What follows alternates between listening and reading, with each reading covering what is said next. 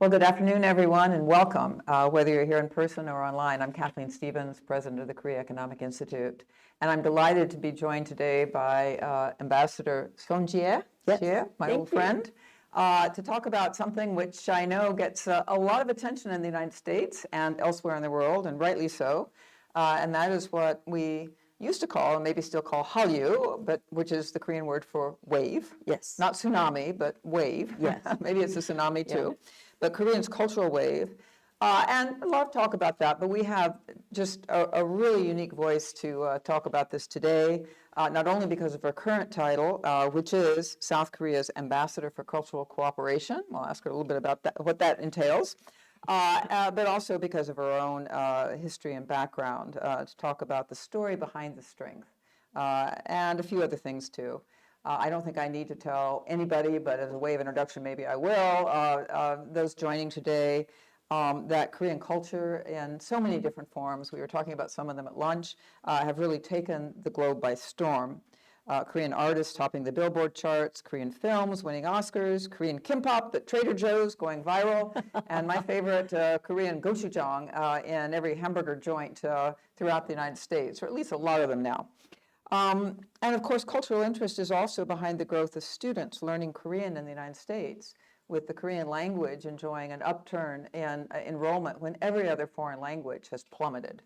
So I think we want to talk about a lot of things today. Some of my questions are about what role Korean popular culture is playing as a form of soft power and cultural diplomacy and broader diplomacy for South Korea in the world and especially in the United States. But also, I kind of think Jie is a good person to maybe talk about what aspects of Korean culture are less known or perhaps a bit misunderstood, and more fundamentally, how did this all happen maybe in kind of a reflective sense. I think that many of you are very familiar with Ambassador Sohn Jie-ae from her many incarnations over the years and continuing. As I said, she is currently the Republic of Korea's Ambassador for Cultural Cooperation, and she is also a professor at Ewha Women's University, focusing on international communications. She was from 1995 to 2010, so for 15 years, was CNN's bureau chief and correspondent based in Seoul. And in fact, I think she was CNN's first, you think I'm going to say woman, which is true, but first CNN correspondent based in Seoul. And I got to know her, as did many of my predecessors and colleagues during some of those years. A lot happened over those 15 years, and Sohn Jie-ae was there to provide continuous coverage and increasing coverage of both South and North Korea for CNN. Everything from Korea's always eventful political and economic developments to North Korea's always eventful activities. From 2011 to 2014, Ambassador Sohn was president of Arirang TV and Radio, which is Korea's only English-language international broadcasting station, available in over 188 countries. I think I've seen it in probably about 50 countries. And previously, and again, I knew her in this capacity when I was serving in Seoul at the embassy. She was working within the government as the presidential secretary in the Blue House, when it was the Blue House, under South Korean President Lee Myung-bak, and also a spokesperson for the G20 Seoul Summit, which occurred in 2010, as I recall. So with all that, she does a lot of other things now. In fact, she's usually the interviewer, and now she's the interviewee, and I am not so I'm a little intimidated to be on stage with a pro. But she's also an old friend, and I hope with this group here today, this kind of intimate group, and with our group online, that we can have a conversation around this really interesting and very broad topic. We'll start it off, but we'll be sure and leave some time for some discussion and questions and answers, so please have some ready. Now, if you don't mind, I'm going to call you still Jie. Oh, please. But we've known each other for 15 years. And we both, I mean, I'm considerably older than you are, but we both have memories of Korea way back in the 70s and 80s. And so we've both seen a lot of remarkable change in Korea, but its economy, its politics, its culture, and of course, a huge shift in how South Korea, and especially South Korean culture, is perceived abroad. So as I say, well, I want to explore a little bit the story behind the strength. But before we dig into that backstory, I think I probably should say, just at the stage, is tell us what you're doing now as the Ambassador for Cultural Cooperation. Is that a new title for you? But it's a new title for me, but you know, it's a relatively new title for the Korean. It's a part of the foreign ministry. And the foreign ministry has a number of these ambassadorships to emphasize areas that are important to the foreign, the diplomatic goals of Korea at the time. And they have put this kind of the cultural cooperation ambassador into the frame. But it's sort of basically a newly created position. So it is sort of what you make of it. But the reason they created the position was the fact that, as you pointed out, Korean culture is vastly popular around the world. And so there is the need to connect with people in other parts of the world through culture. And you know, if possible, to talk about not just how popular Korean culture is to talk about what Korea is like, you know, what the Koreans are like, to make sure that it doesn't end with just liking Korean culture or K-pop or K-dramas, but understanding more about the country it comes from. So I think that's sort of my goal. I think you're the perfect person for it, if I may say. And it is striking to me that it's called cultural cooperation. I mean, in years past, it might have been called cultural promotion, because I think there used to be an idea, I mean, in South Korea and also in the United States, that, you know, especially from the government you're promoting, we just want to put out, well, you know, it's being pretty well promoted now, just when we can talk about how that's happening. Well, that is, in a way, because I am from the foreign ministry. I think if we were talking it from the talking about this from the viewpoint of a culture, because we have a culture ministry too, then that would be talking about culture to promote culture, culture for cultural sake kind of thing. But from a foreign ministry's point of view, it is about the fact that these days, public diplomacy, soft power, you know, try to win the hearts and minds of people around the world is becoming a big goal for every nation. And so I think the cultural path to that is what is being explored from the foreign ministry path. Yeah, that makes sense. And so this notion that you want to use this as a venue to kind of, or as a vehicle to kind of have a conversation, help people understand a little bit more about Korea itself, that does lead us to the title of this, which is the story behind it. And of course, I mean, I get the question all the time because I lived in Korea in the 70s and the 80s and kind of over the decades. One, did I see this coming? You know, did I ever imagine that Korean culture was so popular? And I have a few answers for that. So I'm going to ask you, did you, and what do you see as some of the roots of, if there are, of this? Again, we're talking about a wide variety of phenomena from films to K-pop to food. But as you look at Korea, your country over the years, what were were the ingredients always there? I guess they were, but what put them together? No, I mean, I probably you have a better answer for this than I do, because you, even though we consider her Korean, but you have a slightly outside perspective of it. But for us, it was, you know, culture.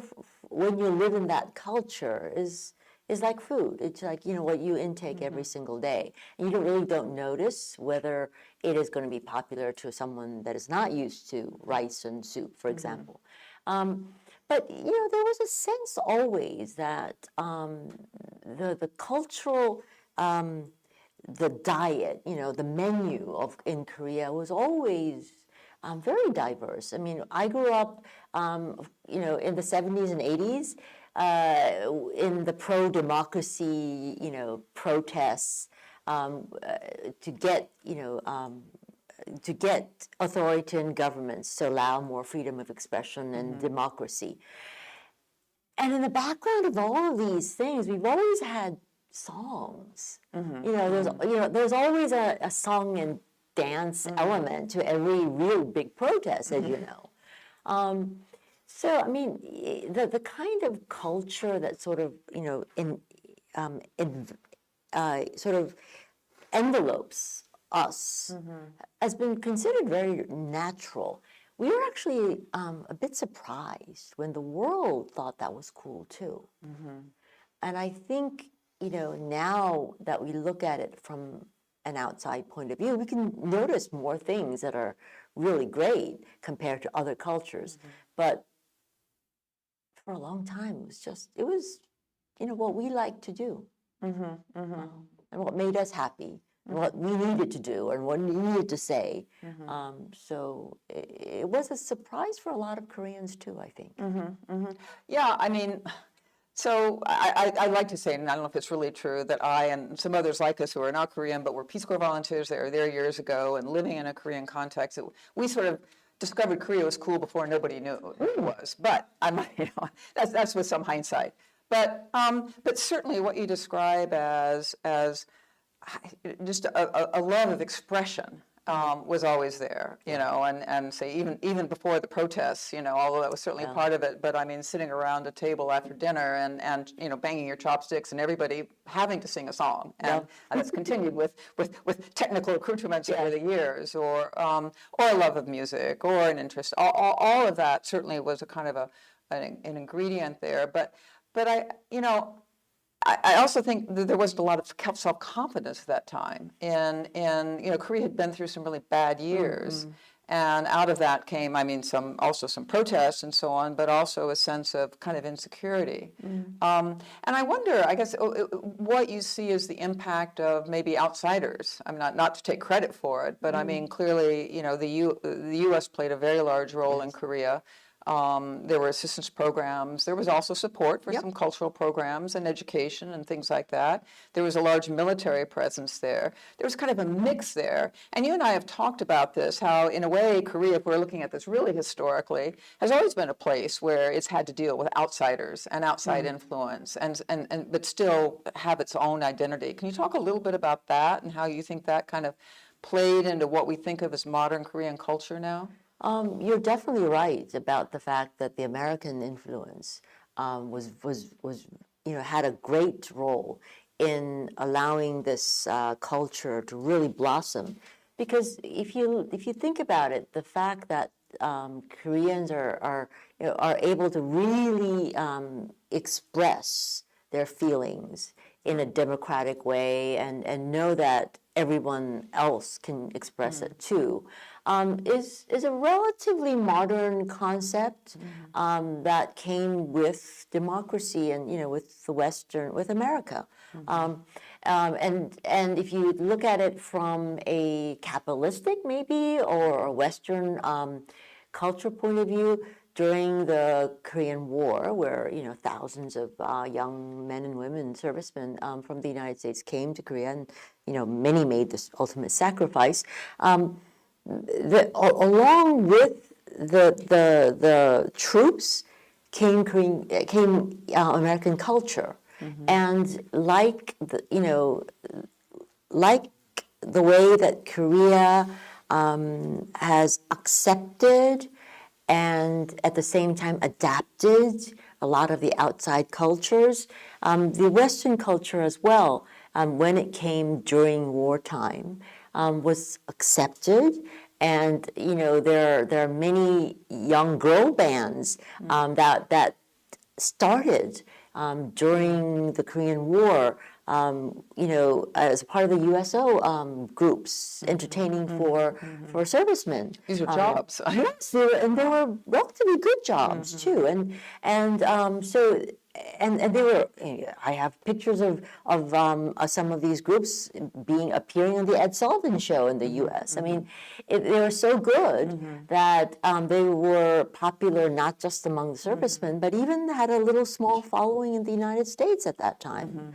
So it goes back a long time, but it's not just the 50s, as we've talked about. If you go back, way back, Korea is a very small country surrounded by very big powers, China and Japan, and also, but not being gobbled up. I mean, maintaining an identity among giants requires an adaptability that is quite.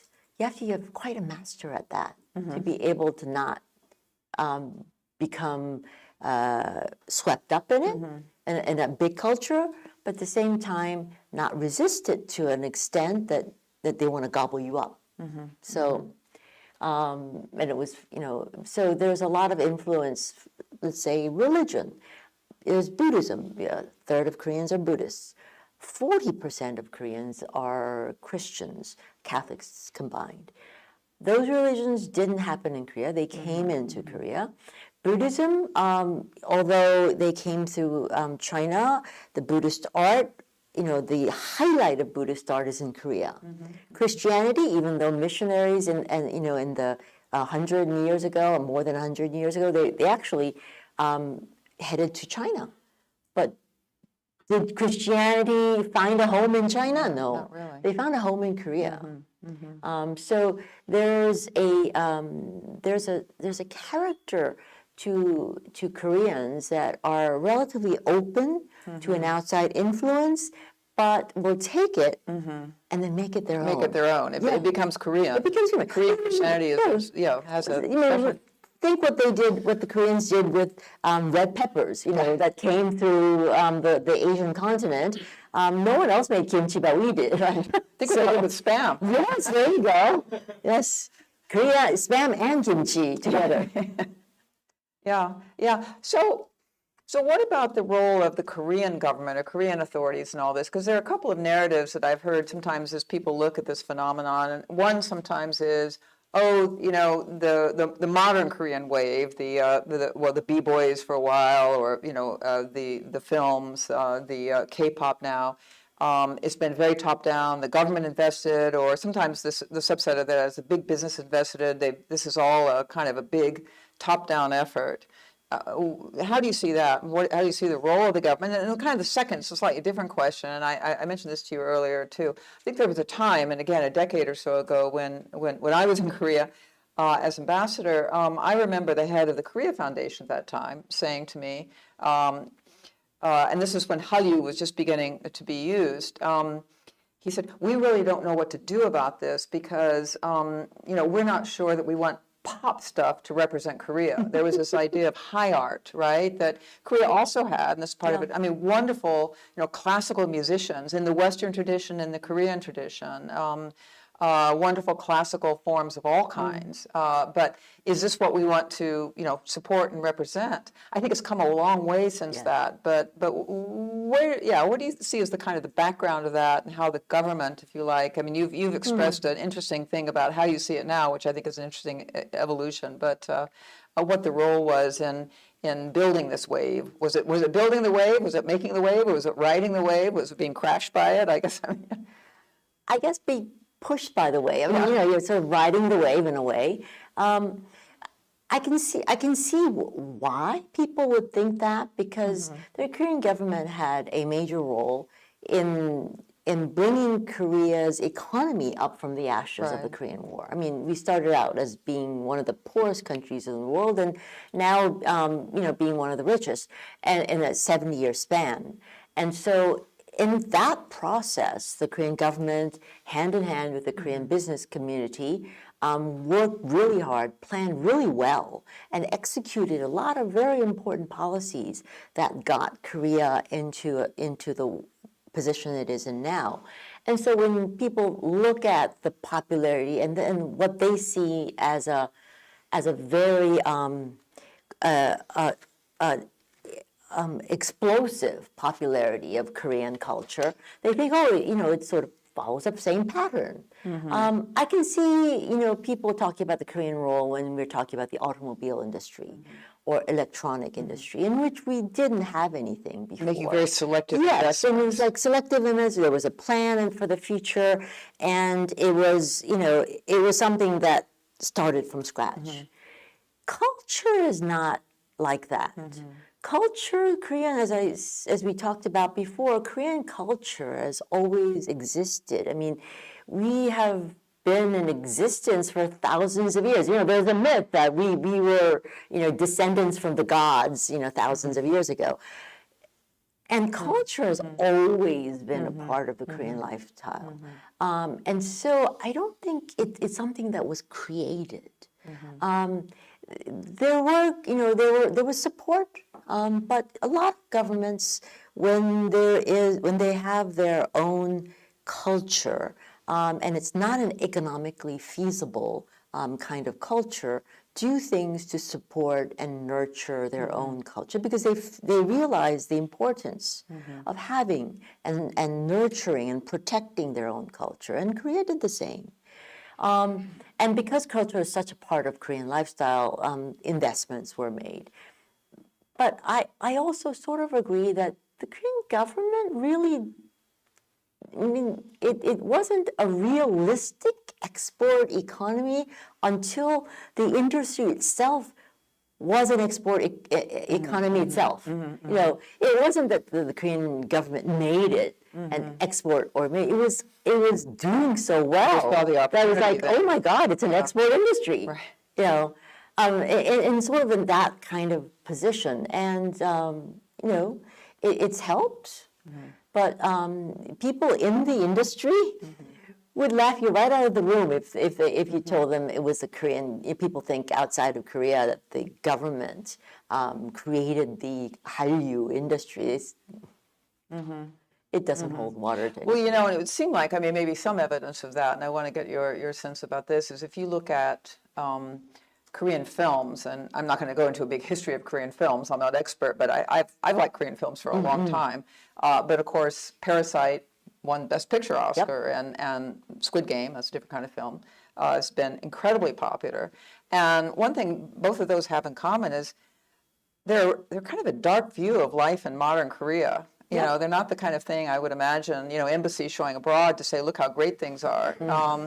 But people relate to them. They have, you know, they have this resonance, which says a lot about the world today, I guess. But also, I mean, Korean films have always dealt with these kind of dark themes as well as or difficult themes. Well, I mean, those are the films that sort of catch imagination, I guess. You know, the Oscars, they sort of like to see films that sort of point out difficulties, you know. So it's not, you know, the rom-coms usually don't make the Oscars. Korea has, you know, their own number of romantic comedies and stuff like that. But you know, they do also, you know, face these difficulties of human beings head on. I guess. I don't know. I mean, someone was telling me about the fact, you know, because I hate scary horror movies, and they say, and there was some horror thing for a younger audience, and why would you show? And they said, well, you know, a scary movie makes the real world less scary. And I guess, you know, when you're faced with a lot of, in Korean history, there's a lot of difficulty, a lot of pain and tragedy. I guess putting some of those injustices and feelings onto a stage or on a movie or on a script, in a way, sort of made those problems solvable. Whether they were solved or not, you put it out there to be solved. And so I think that's sort of a approach that Koreans have always thought was a good one. And so we've never really thought that was a bad image of Korea. It was sort of a real image of some of the real problems. You don't mind showing those, Because it's not showing them to say it is bad. It is showing them to show that these are the problems that must be solved. These are human issues.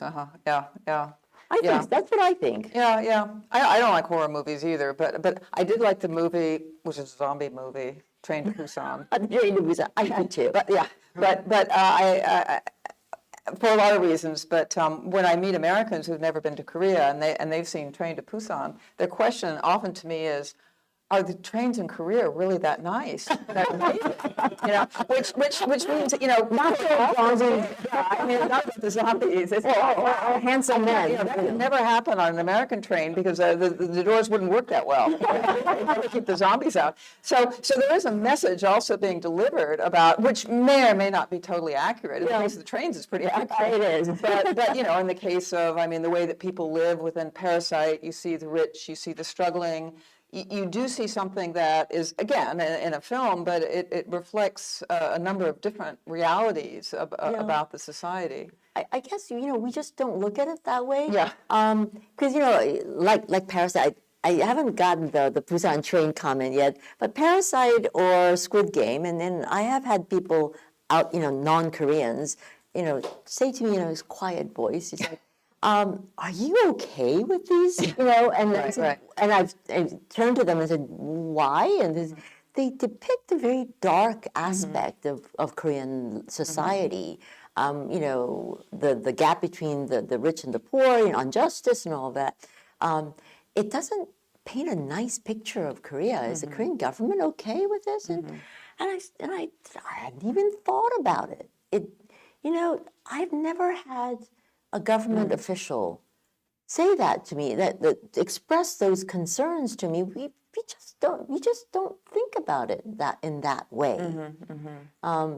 In the same way, we don't think the train to Busan. Wow, we should have put even a nicer train on the train to Busan. Yeah. But a film is a film. But that is a reflection of something that, and rightly so. I mean, Korea now, in a way, takes for granted, and that's the maturity of its democracy. It has problems like everyone, but the maturity of its democracy. Because again, I remember living in Korea in the 1970s, and very few foreign films. By the way, the market was a bit closed to foreign films. There was an effort to promote domestic films, so there was government policy that helped, but the only films that were allowed to show were very anti-communist. The Killing Fields was shown for years. It's an excellent film. For example, Gone with the Wind was a popular one. Yeah. But there were certainly constraints. But you're saying now it's taken for granted that that Korea is on the cutting edge of this discussion. I mean, the same people would say, certain other governments would not be happy with this, or would not allow such films to be so popular outside of Korea because of the very fact that they show a society and not in the brightest of lights. But I think it is a testament to the democratic foundations that were sowed by the Americans during the Korean War, that we don't think. We believe our democracy is strong enough that we don't have to, that it would not crumble because a film said realistically said there was a gap between the rich and the poor. So it is a much freer expression than it used to be. And it's, the other reason was that Squid Game and Parasite in Korea is just one of many of these kind of films. I mean, we have films about prosecution, wielding its power unjustly. We have mafia, gangster movies galore. I mean, we have so many movies that talk about people not so beautiful or kind people. So as you travel around the world, do you think that this really has influenced the way that people you meet see Korea, see its society, see its people? How Korea can relate, whether they're in business or students or something? Do you think it's made a difference to Korea's standing in the world?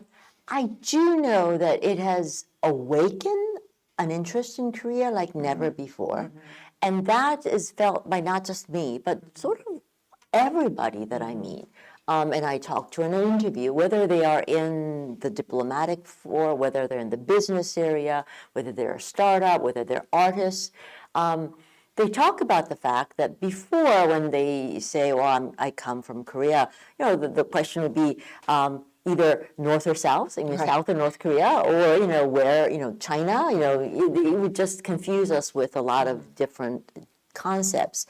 Now, when people talk, and you go out and a startup told me this, and he said he would go out for a meeting with a capital fund, wanting to get funds for a startup, and usually it would be, he would practice his English and be prepared to make that great first impression. So he would prepare that first.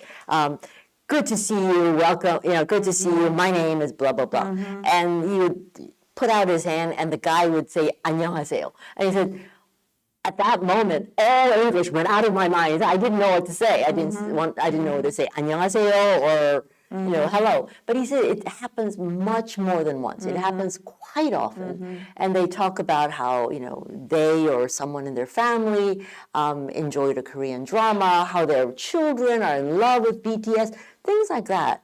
And so while that might not cinch the deal, it always makes that personal connection much closer. Right. And it sort of, it allows a much more, a friendlier atmosphere for things to be done and agreed upon. So I think it has a really positive aspect. Now, does that mean they know more about Korea? Not really, and that's what I'm here to do. Right. Yeah, but I actually think that's really profound. It seems simple, but really profound. I mean, I think about as an American, as I've watched other Americans, I mean, as we go out in the world, I mean, even years ago, before the internet, and people had some idea about America, and it may have been about American politics or a role in the world, but it was usually, like a cowboy movie, They loved a movie, right? It was kind of American soft culture, if you like, and you're right, it kind of broke the ice. It gave you a way you could kind of connect with people, whatever your, intention in the relationship was, there was business or diplomacy or what have you. And Korea didn't have that. Nope. Korea didn't have that. It was like a show, how are things in North Korea now? Or MASH, or MASH, the aftermath of the Korean War type of thing. Right. No, that's pretty profound. It's worth a lot. Yeah.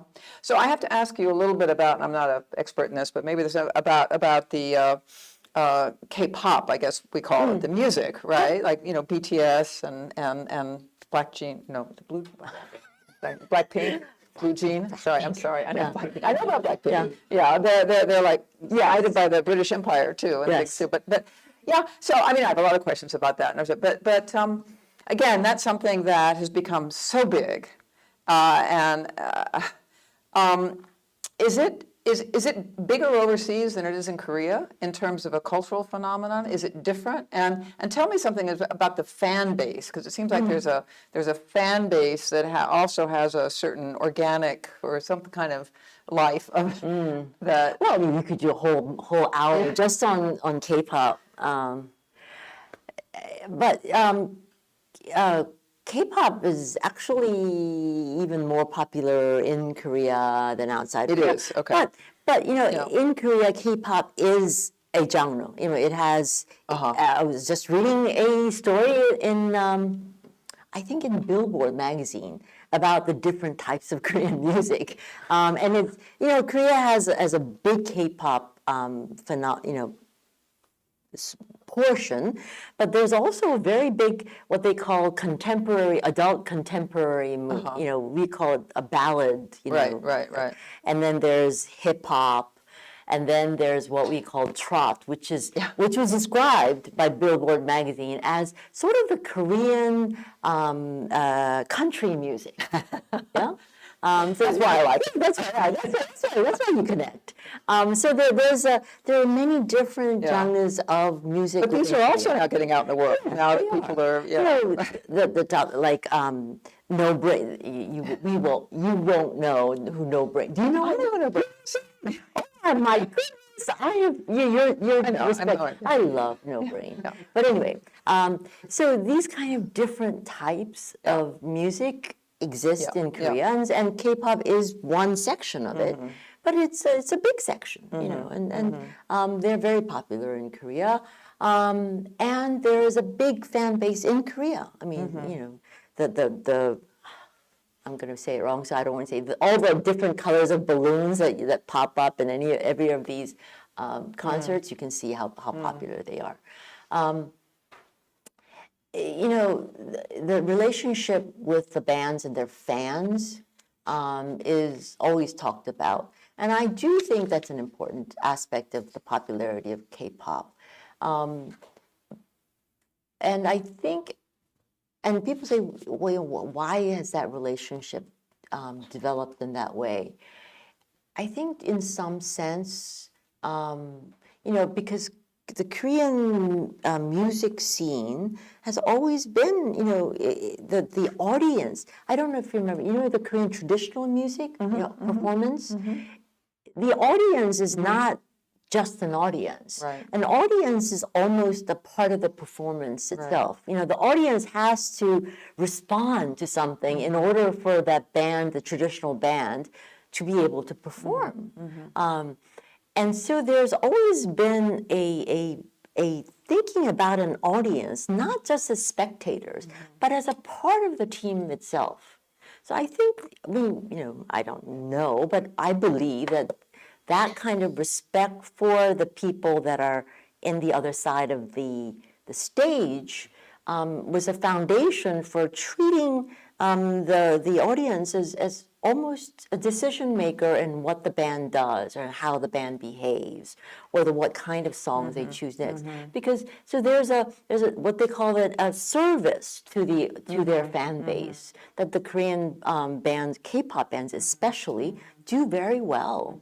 And then the fans appreciate it because they feel like it's an interaction kind of thing, and they don't feel like they're just out there to buy the movie rights, but the songs, but to input their lives and allow the K-pop bands to be a part of their lives too.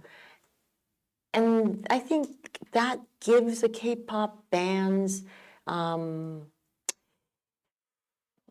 a responsibility to their fan base that I think is very good, and it's sort of been the engine behind a lot of their popularity overseas, especially. Yeah, and I think what you're describing is intrinsically a kind of a feature of Korean social behavior, right? Of kind of how people relate to each other. And it wasn't an artificial thing, but I think we just didn't consider an audience just people that bought tickets to come and listen. You've been to a lot of these madang nori things, and the final performance of any Korean traditional music performance is a dance with the audience. Everyone dances together. If you have an aishigo, there has to be jota from the audience in order for the music to go on. Yeah, actually, that's really interesting. I mean, when I think of the smallest farm performances I may have seen a very traditional style decades ago, and I see a concert in Korea now, if it's a concert for a Western, John Legend, I went to one of his concerts in Korea, and it's the most participatory audience. Everyone outside of Korea that has performed around the world and come to Korea comment on the fact that the audience participation in Korea is like no other. Yeah.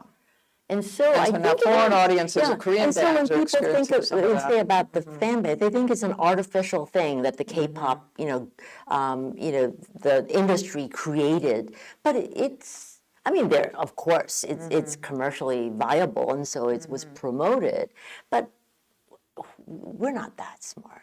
I mean, we are smart. We're not that smart. So I think it was innately a part of Korean performance.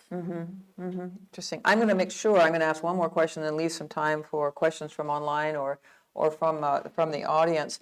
But I wanted to add one other element, or maybe it's kind of two. One is we haven't, it's culture, we could touch on so many things. One that's also interesting to me is literature. And I know that there's been a sense over the years in Korea that Korean literature has been underappreciated by the rest of the world. And that has to do with the language and translation. And actually, I think some difficult kind of cultural themes, if you like. It hasn't been as accessible. Do you see that as changing? But the other part of that is, and this gets to the element of, I guess, what we call the diaspora. In this case, Korean Americans. And one thing that's really struck me is how many books Korean Americans have written over the last decade or so. It's just proliferating. Many of these books are about their own sense of Korean identity, American identity, their stories, second and third generation. I mean, this incredible explosion of examination of what it means to be Korean, not in Korea, but expressed in literary form. What about the world of literature, I guess, is my question to you, and what is the interaction of this wave with the diaspora community? is it really kind of separate? But I think it's an extension of the fact that Koreans take the activity of expressing themselves very seriously, telling a story about, and as I said, we have thousands of years of a history of a very small country that has been invaded like 960 times from my year. The latest count is 960 times, and occupied 3 times, fighting off all of their occupations very strongly and very adamantly. So there are so many stories of pain, but overcoming pain, joys and sorrows. There's so many words in Korea to express a certain sentiment that only people that have gone through that can express. So, and I think it is an attempt by a generation of people who have seen both worlds, have seen the stories and the countless number of stories that can be told about Korea or things that they've gone through, and see an audience outside of Korea, which is thirsting for these kind of new stories and so that's the connection being made. So I actually think you're going to see even more coming through. I think so too. Yeah, there's so many stories that have not been told. Just waiting in the wings. I know Korea is waiting for its first Nobel Prize in Literature. Yeah, maybe that may come, but in the meanwhile, there'll be musical based on Korean stories, operas maybe, books. Who knows? One more thing I say, I was really struck by learning again while I was in Korea that a lot of Broadway shows or shows that will be coming to Broadway or returning to Broadway actually go to Korea first, are translated into Korean. All the sets are built, all the, but it's a Korean production, but the whole thing is like a rehearsal for taking the kind of skeleton of that show to Broadway, which also to me is interesting because it says something about the underlying technical skills that exist in Korea and are being used to help develop content that is not going to be recognizably Korean when it goes somewhere else. But the sort of the intermeshing, I guess I'd say, of this cultural talent and energy and capability with the broader world. Yeah. I guess there's not a question there exactly, but I was really struck by that. Yeah. The musicals. And the thing Dream Girls, all in Korean, Yeah. was really an amazing experience to me, all by Korean. Oh, we have. I've met a number of producers, Broadway producers, who regularly come to Korea to launch a new musical in Korea to see how it goes. Yeah, and to sort of fix all the glitches if they need to in Korea, and then take it back. And it's a perfect market to do that. One, because there's an abundance of talent in terms of the musical performers. Of course, all the technical aspects of it are very high tech, so you can see how the most modern ways of stage producing and all that is being done. And also the audience component is also very important. They can sort of gauge from an audience how this musical will do. And the Korean audience is very sophisticated. Even during the entire pandemic, musical performers have told me that probably the only place that never really completely shuttered their theaters is Korea.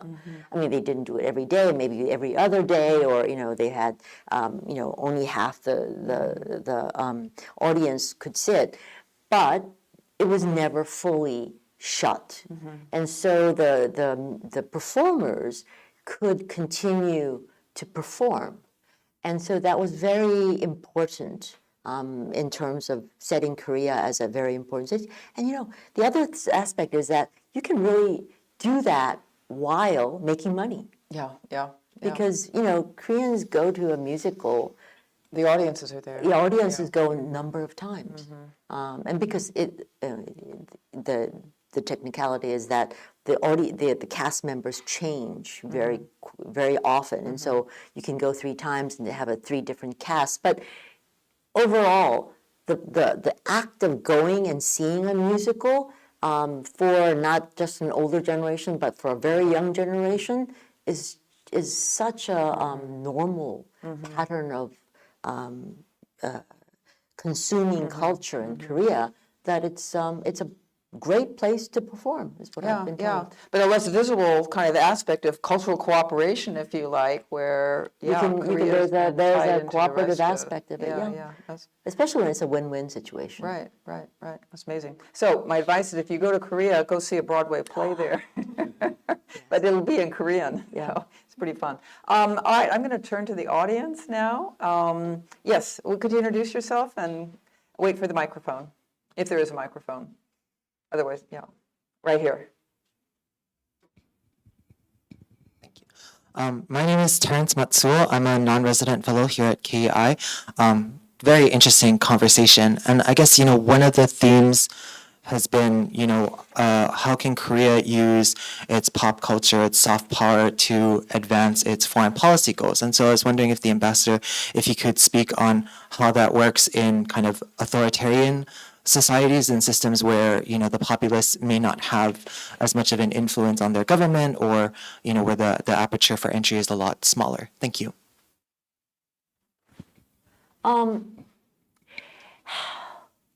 As someone who sort of is an ambassador for cultural cooperation, it's still a little difficult for me to say that, we're using Korean culture to push our agenda onto other countries. Because I think culture, if you try to do that with culture, then it doesn't become culture. It sort of takes on a different form, and culture needs to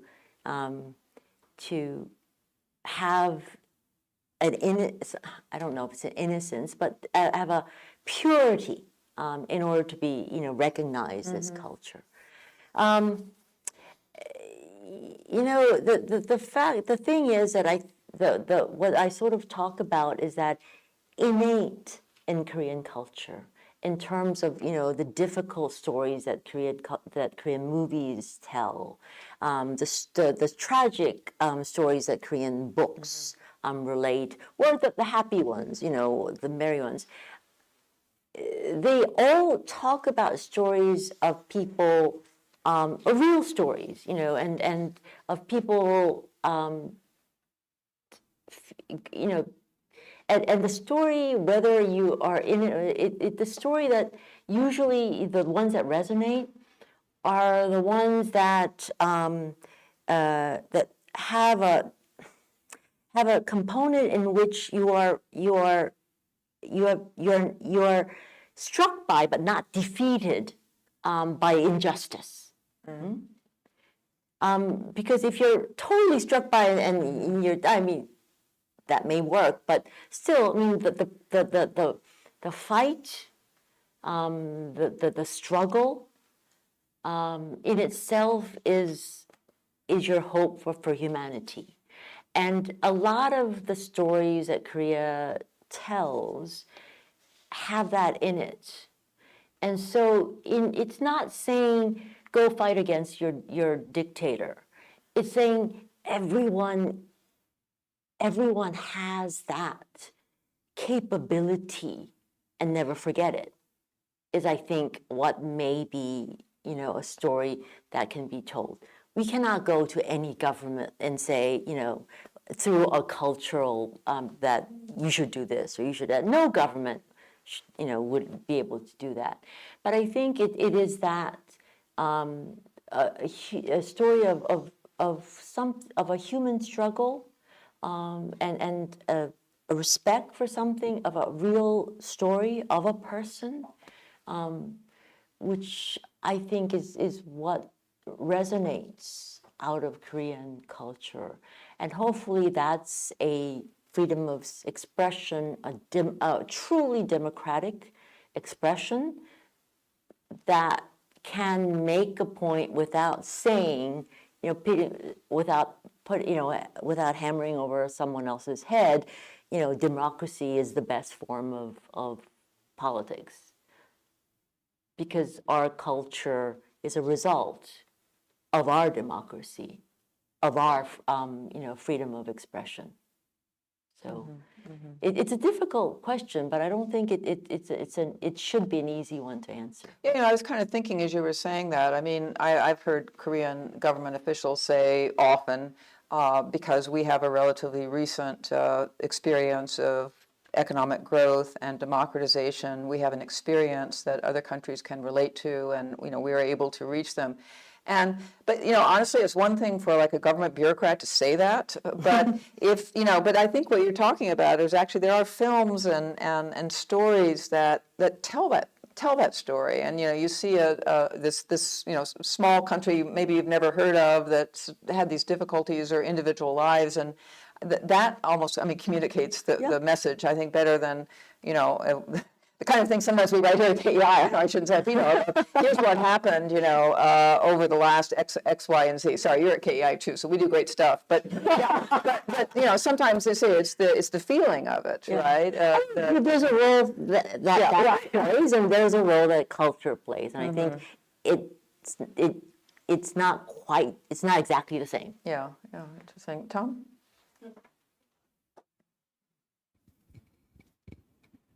Well, thank you for coming today, and it's been really refreshing to hear your perspective on all of this. I'm going to ask this question because I've been asked this question before, and I wasn't sure how to answer it. So, as Ambassador Stevens mentioned, Blackpink was inducted into the Most Excellent Order of the British Empire. It was Blackpink. Parasite received an Oscar, and at Yoon Suk-yeol's visit to Congress back in April, more than, I think, $2.5 billion was announced as part of Netflix investment into Korean content.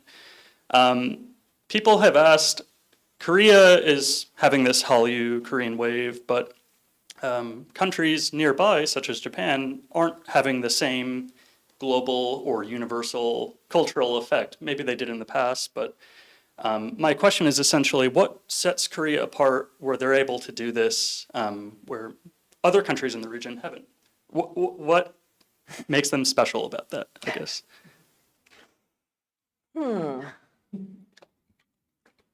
It's difficult to tout one's own horn.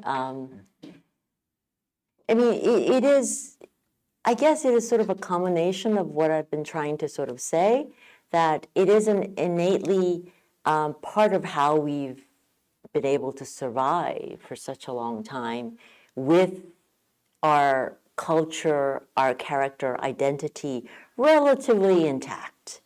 But it has not been a fact that the outside world knew about very well until our popular culture became so popular outside of Korea.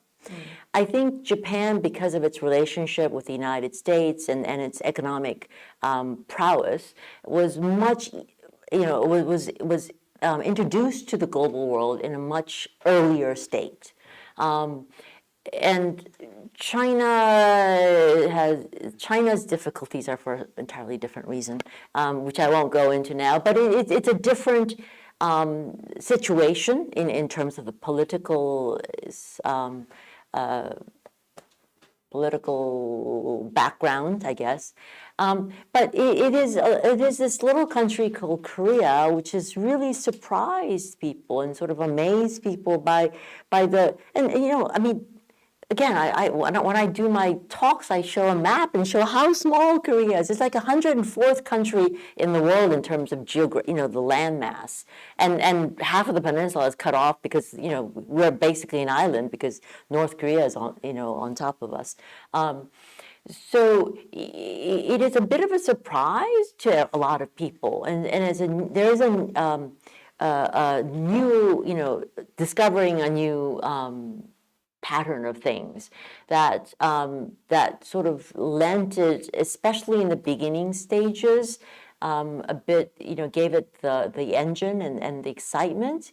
But I think that excitement so far has been able to be sustained because it hasn't stopped just at Psy.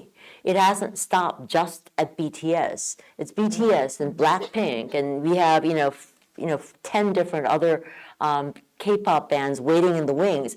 It is K-pop groups that are now the Blackpinks of the future will no longer be just Korean bands. It will be Korean. It will be a Korean produced, but it will have a Thai, a person in it, an Indonesian singer, a dancer, and these K-pop bands, although they're very young, they put a lot of time and effort into not just the song and dance.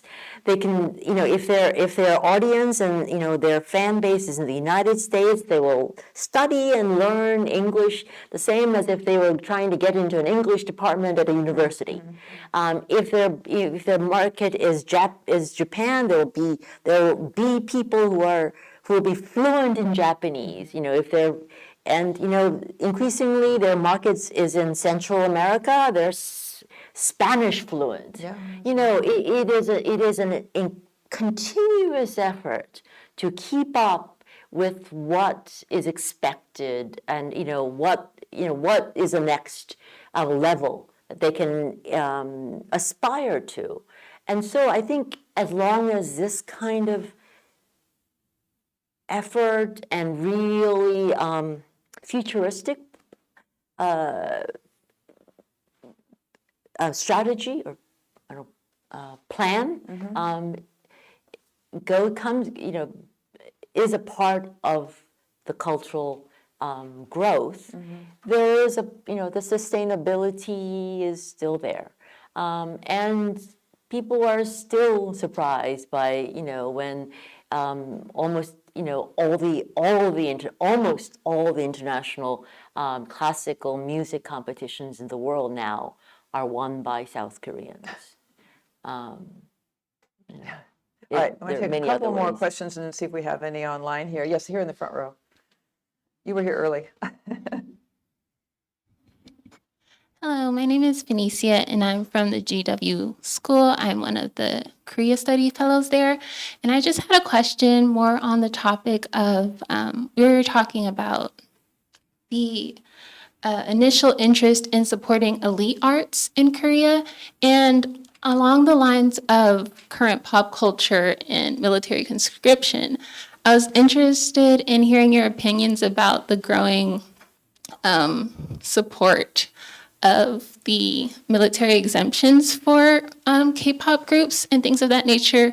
I've seen studies that have talked about the possible $4.9 billion GDP loss that can be seen due to groups such as BTS being conscripted.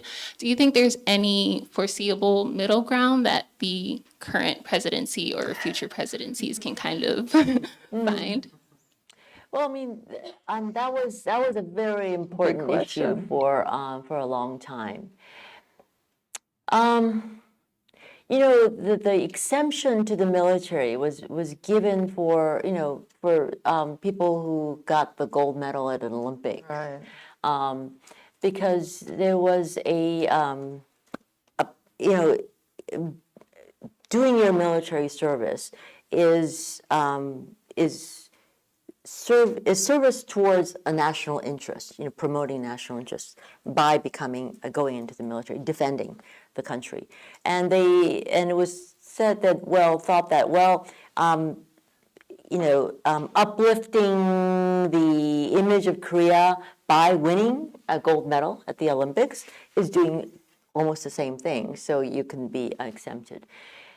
There was a lot of controversy around whether being a global Hallyu star put you in that realm, and how can you tell me if you won 3 Billboard awards, does that get you does that take away a third of your military career?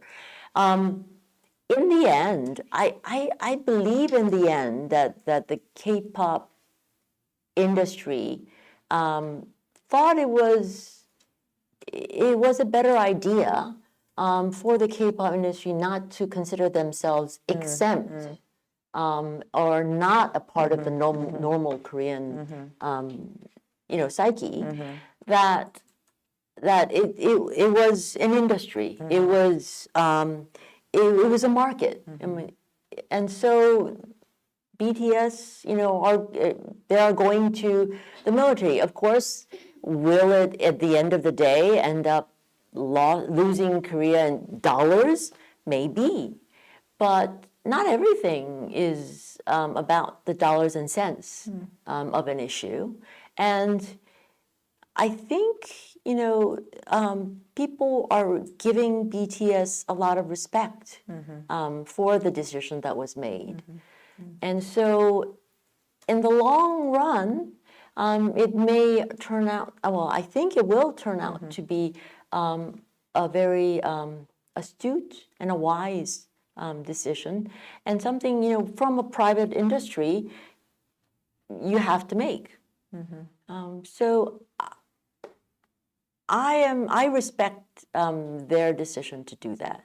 I think overall, the Korean audiences, while in the beginning it was heartbreaking, but I think also they respect their artists enough so that when BTS made the decision to go, that they were on board with it.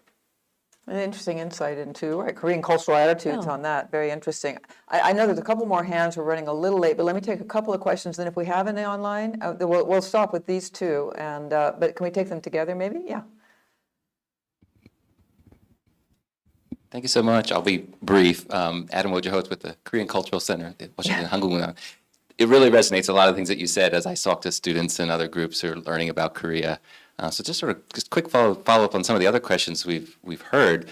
Something that I hear a lot from critics or people studying Hallyu, the general phenomenon, is how much is artists and how much is government support. That's kind of a little bit frustrating question because it implies it's somewhat inauthentic to start with.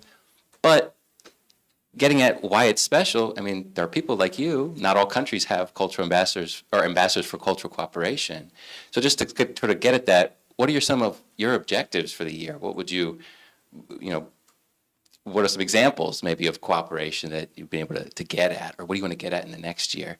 And the other question following up sort of on what does Korea want to do with its popularity? Maybe not necessarily a policy goal, but what kind of image or reputation or values maybe does Korea want to have? We can look at groups like BTS, and they've talked about their values, and they've spoken at the UN and the White House about those values, like combating anti-Asian hate crimes, discrimination, or anti-bullying, or destigmatizing mental health. Those are important issues. So maybe not necessarily a policy goal, but something you value. Yeah. Thank you. That's a great wrap-up question. So we'll hold on to that for a minute and get the other one, and then maybe give you a few minutes to. All right, thank you. My name is Sean Dolan. I'm the program manager at the George Washington University Institute for Korean Studies.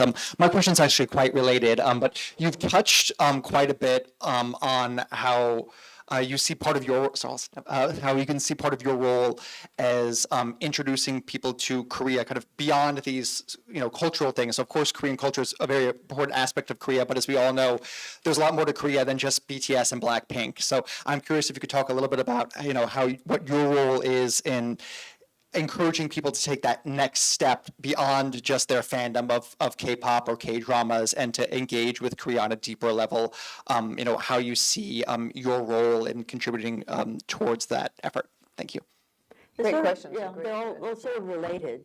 But I guess one, the testament to how much the cultural, this area, is not really controlled by the government is that even though I have the role of ambassador for cultural cooperation, there are no specific objectives. There are no real, strategies and goals that I must achieve during this year, which is strange, which seems strange, but it's just, it's just sort of a recognition by the Korean government, but that there's this big, this surge of interest and positive opinion about Korean culture, and they see it. But like many of the questions that were directed to me, there's not a way to really define it or explain it and everyone gets these questions because it seems to have come out of nowhere. I mean, that's what people think. It came out of nowhere. And I guess it's just the Korean government feeling that maybe someone should really think about it more, and find an explanation or to have a narrative about, what Korea is about, so that people don't think it just popped up out of the ground. Culture never pops out of the ground. Yeah, that's Right, right. that Jack and the giant, whatever it is. The beanstalk. The beanstalk. Culture doesn't pop up. So yeah, I guess my point is that that I do want to emphasize the fact that it is a reflect the Korean cultural output, whether it is Blackpink or BTS, talking about global, or whether it's the books, whether it's the classical music, it is a part of what Korea is all about. And while we're not always about talking about loving yourself, world peace, it's about allowing whoever if you want to talk about world peace, you can, and if that is where you feel your mission is, Godspeed. We've never been really able to harness the 5 million different directions that our people head towards. If you know Koreans, you know that it's hard to get them 10 to go into one direction. So it's I guess it is just to emphasize, and this is the moment in which where you have the eyes on Korea because of its culture. You sort of want to give people not one, but at least a better idea of what Korea is, that has, so that how a country like Korea, what is behind the fact that Korea has been able to produce this kind of cultural imagination, excitement. And we really do believe that it is because it has, it's not because, for example, I don't know, what would be, it was not because, Korean government invested 1 year in Korean broadcasting. It's because then that would mean that's all you need to do in order for a culture to erupt and explode. It's not. I mean, that may be what you do if you want a manufacturing industry, a car, automobile, but not culture industry. A culture industry is a reflection of its people and its values. And what you find exciting, what you find that you can connect with is the Korean people and their values, which are, you go back and forth, but it's a very humanistic, it's a very democratic, free, way of expressing. You've never been able to stop Koreans from expressing what they thought. I mean, we're different people from the Japanese and the Koreans. If you know the difference between the Koreans and the Japanese and the Chinese, okay, you see, all right, I understand, why people think the Korean culture is an exciting one. Each have their merits, each have their beauties, but the excitement factor, it's us. Yeah, as I listen to you talk and I see everyone in the room and your questions, it's just a simple thing of, this is a great gift to the world, really. The creativity, the contribution in so many fields of Koreans as individuals, as groups, as industries, that we have to be grateful for. But I think your point, is that it's also kind of an entryway for, not just a casual conversation, but for people to become, more aware. You start with something. Certainly that was my experience going to Korea. You start with something and it broadens out, and you do realize that Korea, is a country that for centuries has also been. We haven't geopolitically in a very challenging. We did kind You of haven't talked about the pivotal state. Right, I was gonna just actually get to that. That's right, because it's geopolitically, Korea's been so vulnerable over the years. It's had a lot of trouble sometimes, securing its place in the world. This turns out to be something very powerful in many of the ways that you've described, and that I think that we've experienced in terms of that really centuries-long effort. So yeah, but global pivotal state is the motto of the and I have trouble thinking what it means. But when we talked about culture, actually, Korea is kind of globally pivotal at this point in many areas. It's quite remarkable. Yeah, I mean, I can see it from the culture point of view, like, but it's, from my understanding is that it's a reflection of where Korea is in the moment. As I said, in the past, it, surrounded by these big neighbors and other big issues and neighbors, United States, Russia, all of those. It was a relatively quiet, success. It was like that little restaurant that did very well, but wasn't too fancy or too anything. And we were quite successful at it and did quite well at it. But at a certain stage, when you reach a certain stage in the global community, if economy, you're 10th largest. Politically, we are a very strong democracy. I truly believe that we are stronger democracy than most. Absolutely. And